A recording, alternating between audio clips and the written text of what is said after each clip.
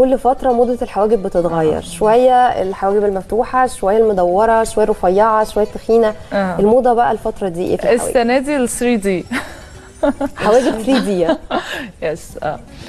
سواء اذا تاتو، اذا هنتكلم عن التاتو وايز، فال 3 دي اللي هي بتبقى باينه ان الشعر موجود، مش تاتو بقى البلاك اللي هو بيبقى كله لون اللي هو كان موجود قبل كده وستيل موجود، بس الاحدث ال 3 دي او الهير باي هير احنا بيتعمل زي اكنه شعر. ده بالنسبه للبيرمننت ميك اب. بالنسبه للميك اب بقى الديلي ميك اب، يعني كل ما تخنا حواجبنا كان لطيف جدا.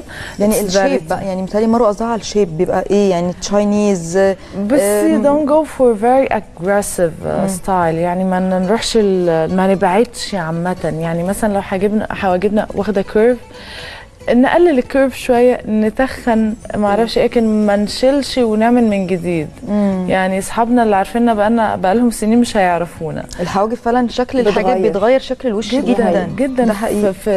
في خط كده بدل كده بقى كده تلاقي واحده ثانيه خالص. أيوة. وحتى لو وشك بيبي فيس بتحولك لشخص اجريسيف شويه. ايوه تحسي ان انت واخده اتيتيود كده، اي حد هيكلمك هتتخانقي معاه.